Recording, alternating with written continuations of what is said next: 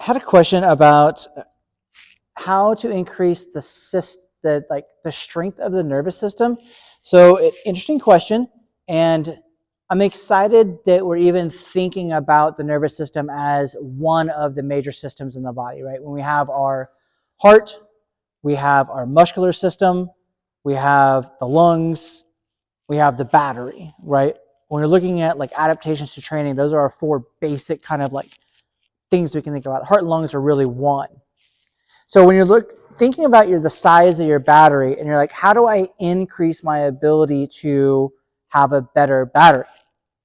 So let's just say that my nervous system has this much ability to store power. So super strong people, power lifters, right, and really strong strength athletes, they have potential over time or genetically to create a bigger battery. Okay? Now, creating a bigger battery is all about creating stimulus and adaptations that force the body to require adaptation to strength. So if I load my nervous system, right, I kind of stress it a little bit, and my body has a reaction that says, you required this much from me. And then you actually wanted just a tiny bit more, a little micro progression, right? And so your body says, very well, I will rest, recover, and adapt so that I can create a bigger battery. Now, this can happen over one exercise, over one day of lifting, and honestly, this can happen over a year of lifting, just to go from 1 to 2. This isn't specific to ones and twos. It's not ones and zeros. It's a gigantic gradient. Okay. Now, the more stimulus I give it and specific modulation and waves and bouts, the bigger I can make the battery. This takes a considerable amount of time to make a gigantic battery that I always have. That's inputs. Now, if I decrease my sleep quality, I take away from the battery. Okay? If I decrease or if I have a abnormal amount of extra stress that I'm not in control of, right? That decreases my battery.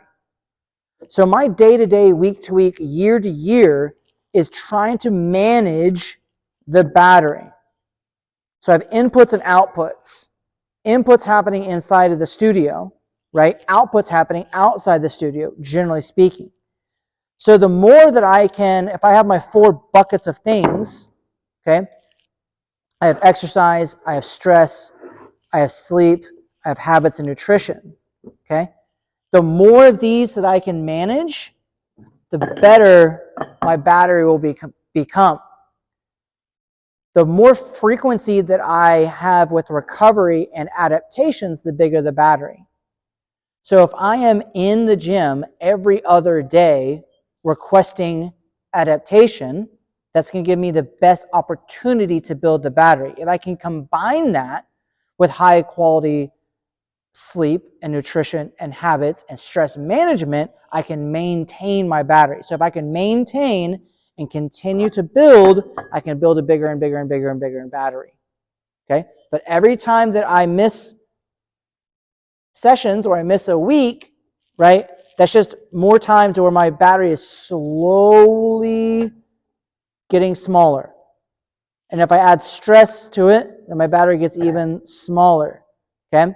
So our job to build a healthy nervous system is to try to manage the inputs and outputs in a balance as often as possible. And that balance being slightly more than balance. So I really want the teeter-totter to be just a little bit forward in my adaptation. So am I in the gym consistently once every, I don't know, max would be like 3 to 4 days to get an adaptation, right? Maintenance would be, once every 5 days, I'm doing something at minimum to hold on to my battery. The more often I can come into the gym with rest, the better my battery. I can't come in 5 days in a row because what do? I overload the battery. I don't give any time to breathe and build, right? If I sacrifice my nutrition and sleep, then it's just less time for my battery to rebuild. So that's how we get a really robust nervous system, is by managing all the inputs, outputs. Very much like nutrition.